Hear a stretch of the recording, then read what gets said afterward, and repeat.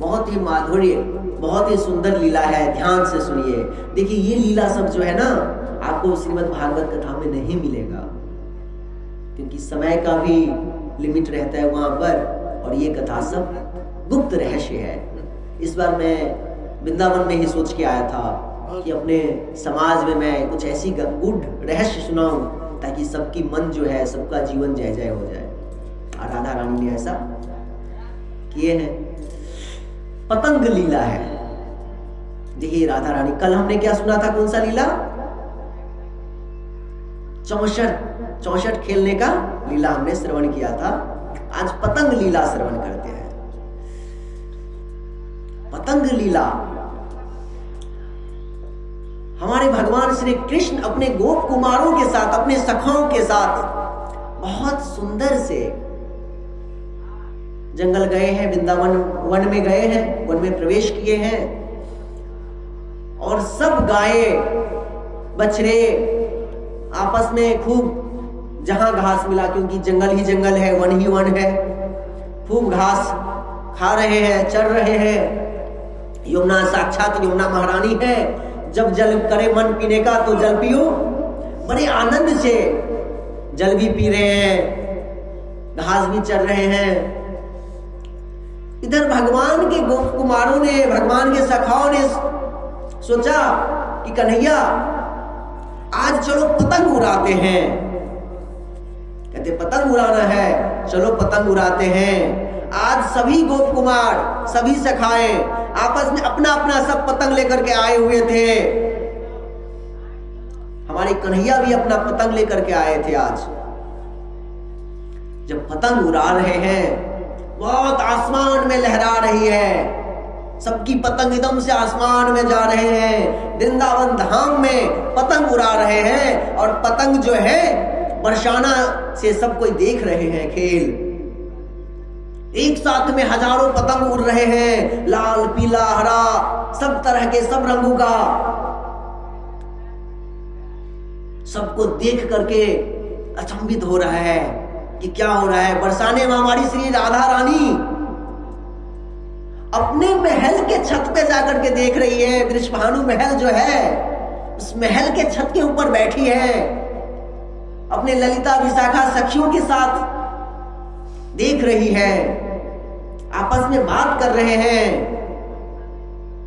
ये पतंग जो उड़ा रहे हैं, उड़ाने वाला कौन है? तो ललिता विशाखा, हमारी ललिता कहती है, हे राधे,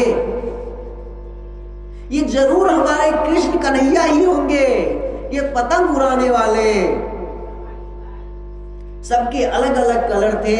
हमारी श्री कृष्ण कन्हैया को नीला कलर का पतंग था, क्योंकि हमारी राधा रानी जो है नीला वस्त्र पहनती है, नीलांबरधारी है, इसीलिए कृष्ण जो है नीले वस्त्र, नीले पतंग उड़ा रहे थे।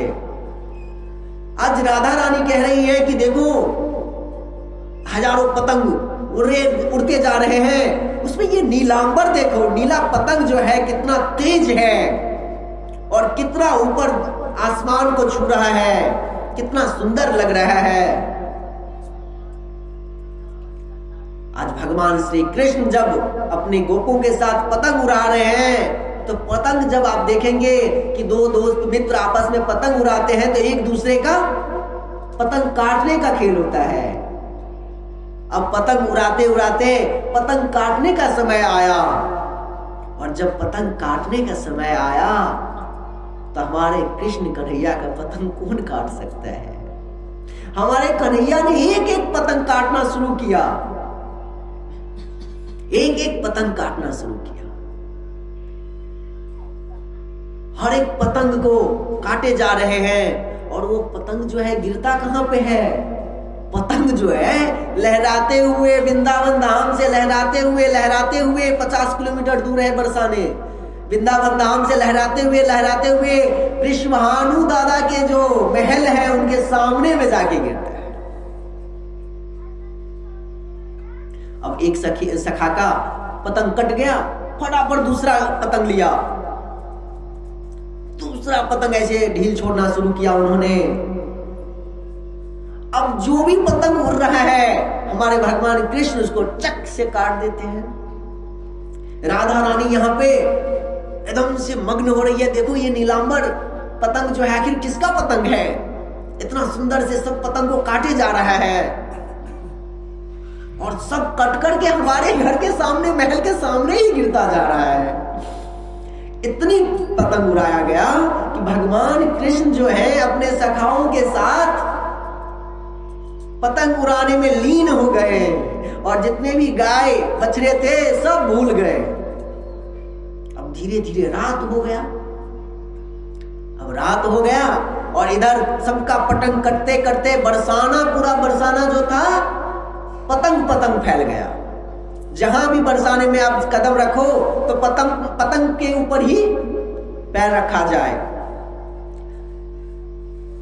सब सखा जंगल में दौड़ते हैं, कूदते हैं, वो कोई वृक्ष पे चढ़ करके पतंग उड़ा रहे हैं कि मेरा पतंग जो है मैं ऊपर रहूंगा तो कृष्ण का पतंग काट दूंगा मैं। सब कोई मग्न है एक दूसरे के पतंग काटने में, लेकिन सबके पतंग जो है कृष्ण ने काट दिया और उड़ते उड़ते बरसाना धाम को पतंग धाम कर दिया। बरसाने धाम को सबने पतंग धाम बना दिया। हर जगह, हर महल पे पतंग, हर घर पे पतंग, हर रास्ते पे, हर गली गली में पतंग पतंग हो गए। इधर अंधेरा ज्यादा हो गया, इतना अंधेरा हो गया कि सब कोई सोचने लगे कि अब हमारे गाय बछड़े कहाँ हैं। कुछ गाय बछड़े तो खुद से अपने समय के अनुसार अपने खुट्टे पे आके बंध गए। कुछ गाय बछड़े अभी भी चढ़ते हैं, कोई यमुना जी में लहर में अपने आप को लहर का आनंद ले रहे हैं। अब सब गोप कुमारों ने, सखाओं ने गाय बछड़े को ढूंढना शुरू किया। ढूंढते ढूंढते आए, सबको घर पे डांट पड़ी। सबको डांट पड़ी कि भैया तुम इतने रात तक गाय चराते हो, क्या चल रहा है। भैया लोगों को ये पता ही नहीं कि पतंग का खेल चल रहा था। आज गाय को तो चराना भूल गए थे। बहुत आनंद से आज यशोदा मैया जो है कन्हैया को कान पकड़ करके ऐंठती हुई, बलराम देखो कब आ गया। तो भैया तो फिराक में रहते थे, किसी तरह कृष्णा को, कन्हैया को कुछ दो तीन बातें यशोदा मैया के मुख से सुनना पड़े। देखो बलराम, दाऊ जो है तुम्हारा दाऊ भैया समय पे आ गए ना, शाम को 4 बजे ही आ गए। क्या समय हो रहा है अभी? 8 बज रहा है। कहां थे तुम इतने समय में? तुमने गाय बछड़ों को क्यों छोड़ दिया? सब गाय बछड़ों को तुम्हारे दाऊ लेके आए हैं अकेला। कहते मैया, दाऊ भैया ने मुझे बोला कि आज तू खेल कूद कर ले और मैं सब बछड़ों को लेके जाऊंगा। और मैया जानती हो, वो जो विप्ल मंगल है ना, उसकी गैया तो यमुना जी से निकल ही नहीं रहा था। यमुना मैया में ही वो तरंग में लहर का आनंद ले रहा था, निकल ही नहीं रहा था। किसी तरह से जाकर के निकाला। बातों के खिलाड़ी तो है ही हमारे कन्हैया। तो भैया क्या बताऊं, यदि मैं खुद जाकर के यमुना जी में उस लहर को रोक करके, मतलब किसी तरह गाय को पकड़ करके लाया, नहीं तो गाय माता आज आने वाली नहीं थी और विप्ल मंगल को तो बहुत मार लगता। भैया मालूम है तुमको, वो जो सुदामा है ना, सुदामा के जो बछड़े थे पता नहीं कहां गुम गया। सुदामा का तो बछड़ा गुम हो गया। क्या बताऊं मैं तुमको। इसीलिए सब गोप कुमार हम लोग सखा वहीं पे रुके थे, एक दूसरे की मदद कर रहे थे। और मैंने दाऊ भैया को बोला कि दाऊ भैया आप सब गाय बछड़े को लेके चले जाओ, नहीं तो कहीं हमारा गौ माता, हमारे बछड़े कहीं गुम ना हो जाए।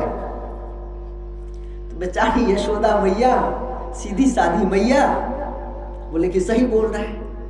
तो फिर बोलते ठीक है, अच्छा किया कि सुदामा का तो बछड़ा मिल गया। हाँ मिल गया। विप्ल मंगल का गाय भी आ गई। हाँ आ गया, ठीक है। तो बहुत अच्छा किया बेटा, ऐसी दूसरे की मदद करना चाहिए। तो कहते मैया तुम बोल रही है कि मदद करना चाहिए, मेरा कान तो छोड़ो। अभी भी तुम कान, अच्छा कान पकड़ रखी हूँ, कान फटाफट यशोदा मैया ने छोड़। यशोदा मैया तो एकदम से पिघल गई कि मेरा बेटा आज इतना सुंदर काम करके आया है कि सबको गाय बछड़े पकड़ के लाया, नहीं तो आज उसकी माताजी तो बहुत उनको पीटती। बहुत आनंद से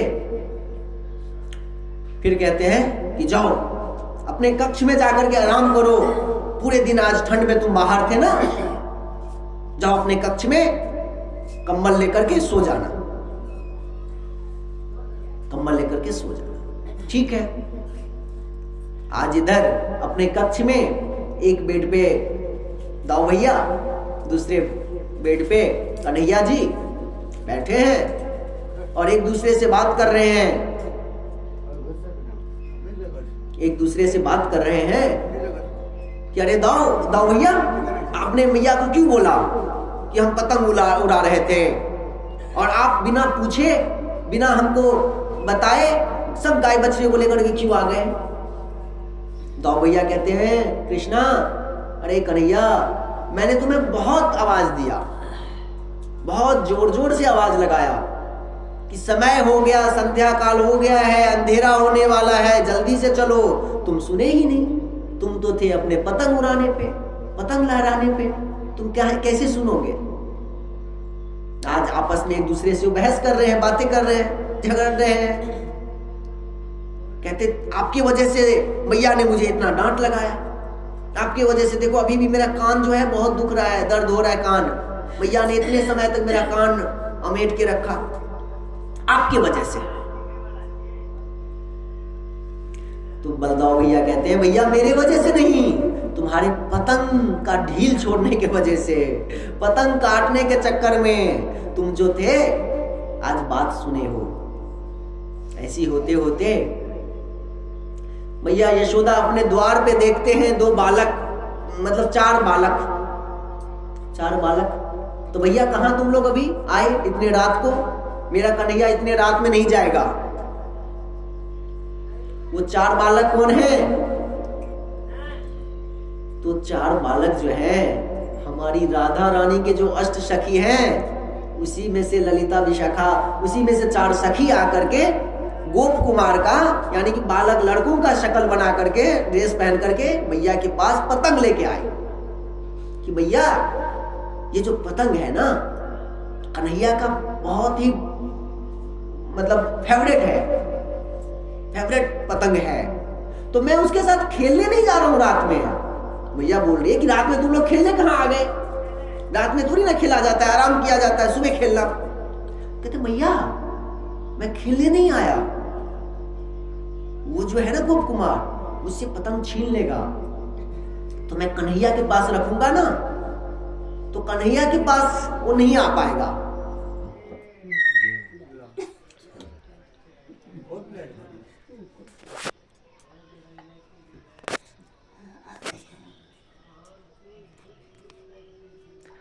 तो कन्हैया के पास मैं पतंग रखने के लिए जा रही हूं, पतंग रखने के लिए जा रहा हूं। कहते ठीक है जाओ। जब पतंग रखने के लिए ये चारों सखी ऊपर जाती हैं तो कन्हैया जोर से कहते नहीं नहीं मैं पतंग नहीं खेलूंगा अभी, तुम लोग अभी पतंग क्यों लाए हो? तो कहते हैं तुम अपने महल के ऊपर चलो तो सही। कहते अच्छा। जो ही महल के ऊपर छत पर जाते हैं तो चारों सखी ने अपने अपने मुकुट, अपने वस्त्र को हटाया। अपने वस्त्र को जब हटाते हैं तो कहते अरे सखी तुम लोग, सखी तुम लोग? कहते हाँ हम ही लोग। तो कहती ये पतंग लेकर के आए तुम? तो कहते अरे सखा, राधा रानी तुम्हारी प्रिय प्राण प्रिय राधा रानी ने ये पतंग भेजा है। और उन्होंने क्या कहा है पता है? उन्होंने कहा है यदि कृष्ण जो है सबके पतंग को आज काट रहा है, पतंग उड़ाने में उसको बड़ा आनंद आ रहा है, तो आज मेरी पतंग को काट के दिखावे। आज मेरी पतंग को जरा काट के दिखावे तब मैं समझूंगी। तो अच्छा ये बात है।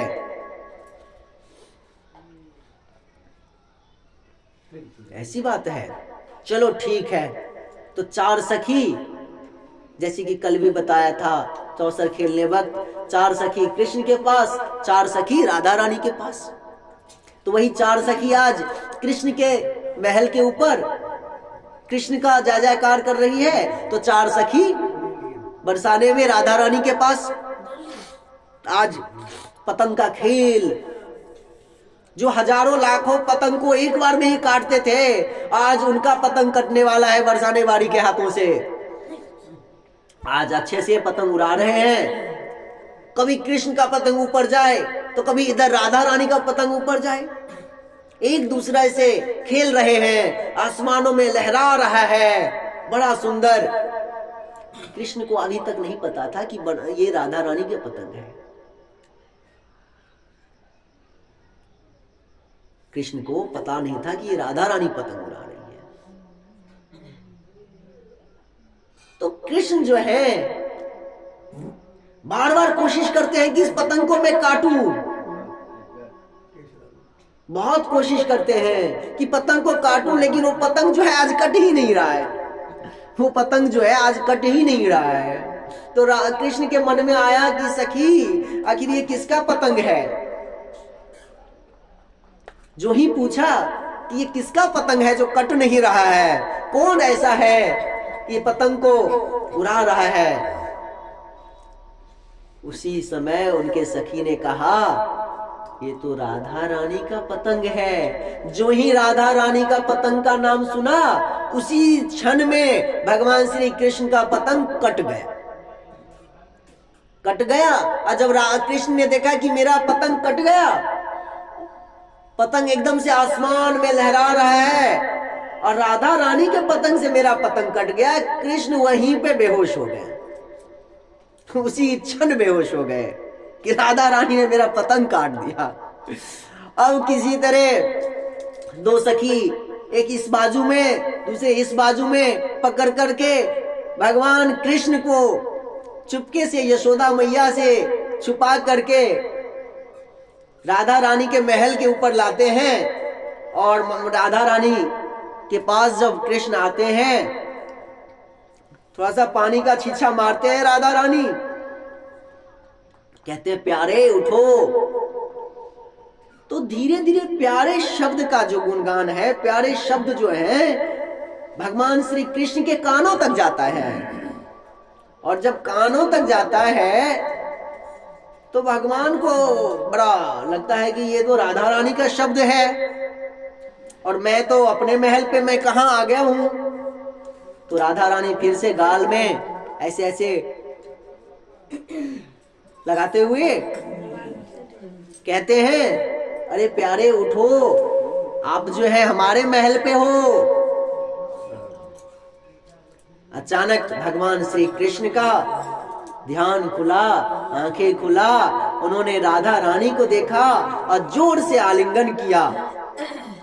अष्ट सखी, आठों सखी जोर से जयकारा लगाने लगा, बोली राधा माधव सरकार की जय, श्री राधा रास विहार।